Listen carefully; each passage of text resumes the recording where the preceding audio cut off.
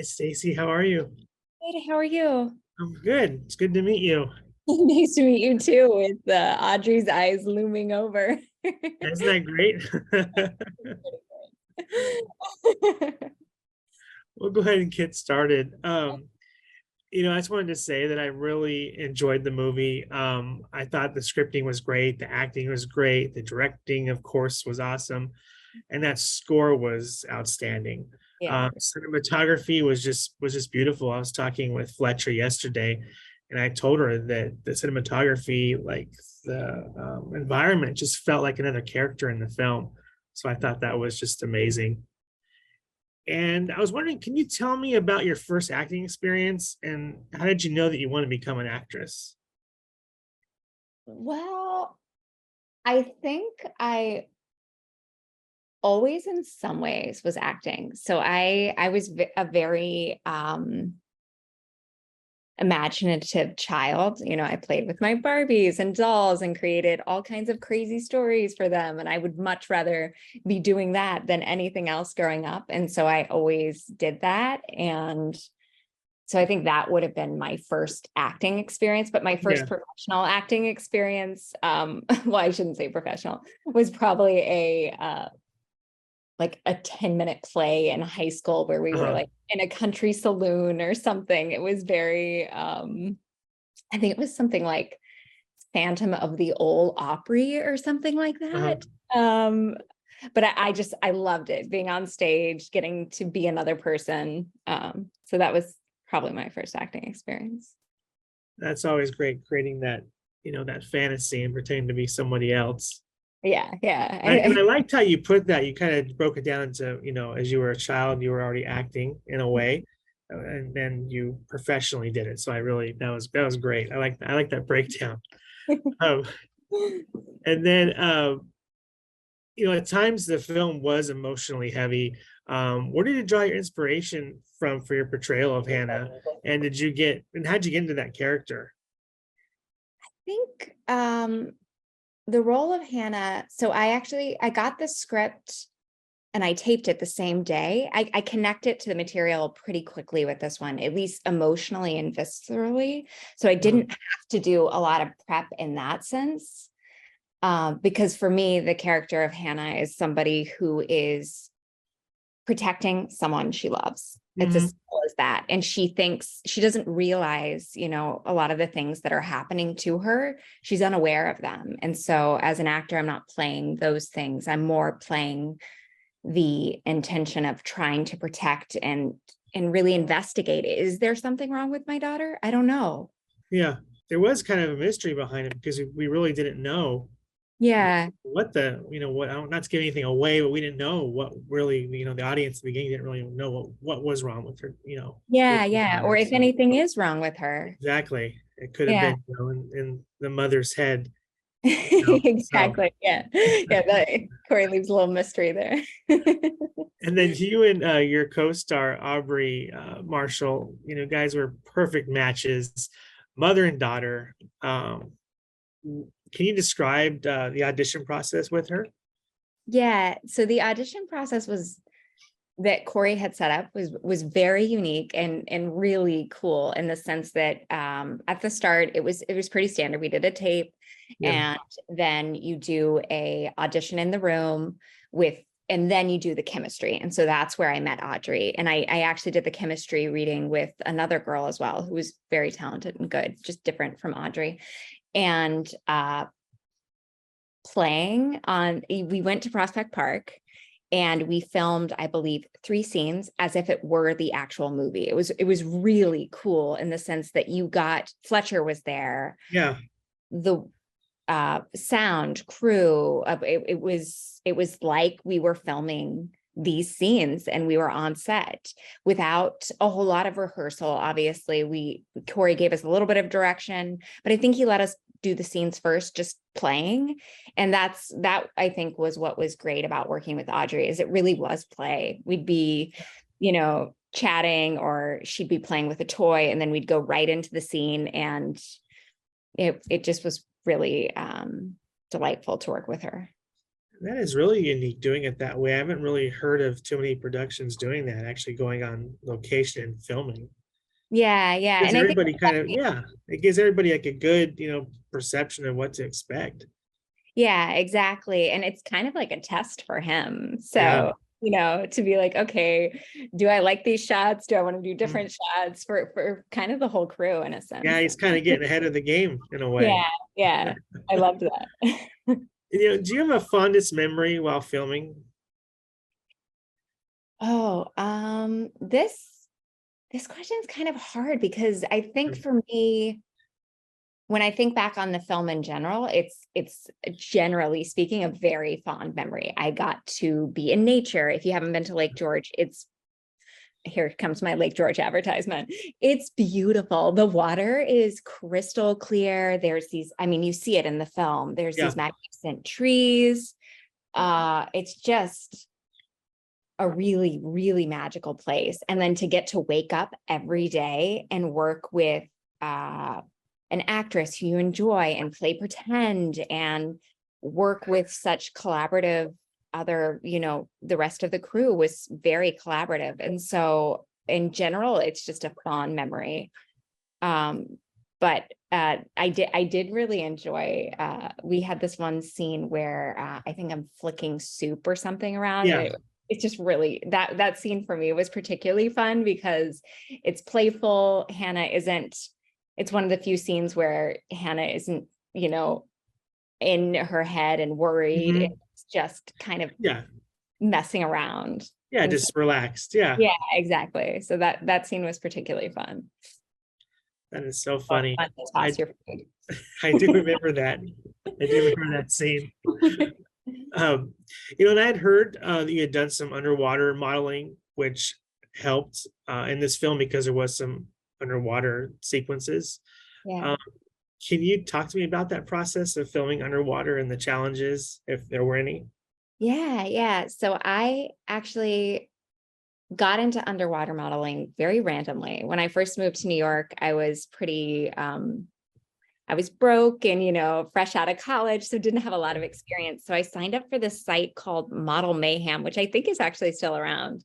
And to get experience in front of a camera and to get free headshots, frankly, because I was broke. Yeah.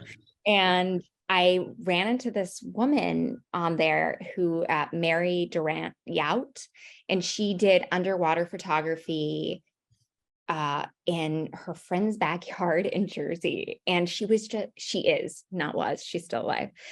She's lovely. And it was so fun. We would go out maybe 4 or 5 times every summer, get dressed in a bunch of different outfits and play around underwater. So I really had a lot of experience just being comfortable underwater, Yeah. opening my eyes and playing.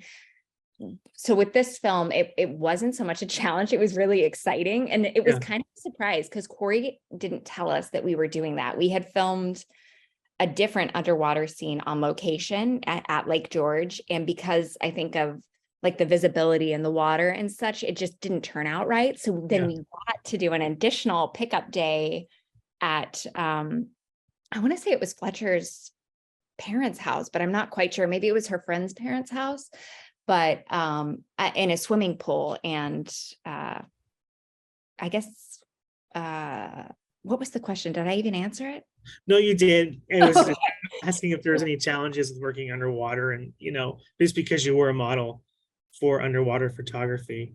Yeah, If there was any I think challenges because it might have come more natural to you just having done it before.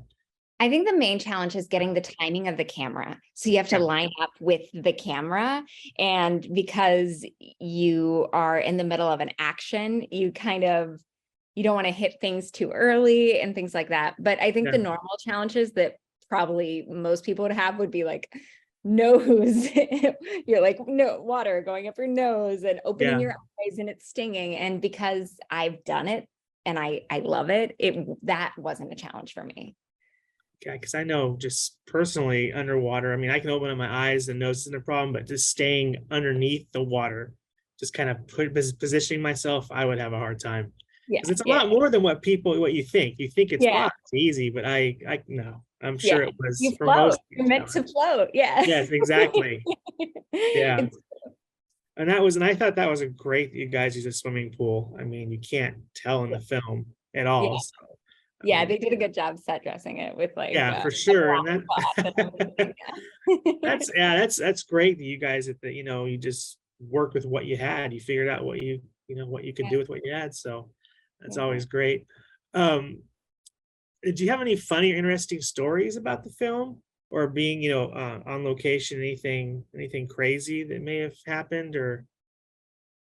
I don't know about crazy, but it what's interesting, I don't know if you've talked to Corey yet or not, but the Mhm. film was actually on one of the crew's family land, and some of the story was surrounding their family history. And even the inception of the film, I believe Corey said, came from going there and being inspired by the landscape. And so that was cool. I think funny is that and a bit of a challenge in the film was the physicality. I'm from Oklahoma, so you would think that rural Oklahoma, I should say. You Yeah. would think that I would have, I don't know, a little more meatiness and toughness to me, but I'm a bit of a girly girl. I and so if you've seen the film, there's a lot of digging in the film, and There is a my lot. Yeah. digging initially was very girly and Yeah. very feminine, and not quite the appearance of somebody who has been raised on a farm and in the woods. And so Crystal Arnett, who was one of the producers and the fight choreographer and just all around wonderful help, she kind of she took me aside for 10 minutes and taught me how to like dig heartily, which was fun. And eventually I got really into it, and I was like, oh, this digging thing is fun. That's fine. No, what about like stuff on your hands? Does that bother you, like dirt Yeah. and grit or Oh, no, anything like no, that? that didn't bother me. No, Yeah. it's just you'd get blisters though from digging. If you're Yeah. digging like actually hard and like getting into the dirt, it is manual labor. Yeah. Especially if you have to do a couple takes. Yeah, yeah, yeah. That is great. Um, what are your favorite actors and actresses, and what ways do these individuals what have they done to inspire you over the years? Oh, it's funny. I feel like I go between favorite actors and actresses all the time. I'm just gonna go one in a bit of the horror genre, and to what I've watched most recently. Yeah. So I'm in New York, and I get to see plays a lot, and Yeah. Laurie Metcalf and Paul Sparks are both in this play that is a bit of a thriller, mystery, horror type play Mhm. called, I think, Grey House on Broadway. It may still be in previews. And so watching them, it just it was so inspiring because one, it reminded me how much I love theater.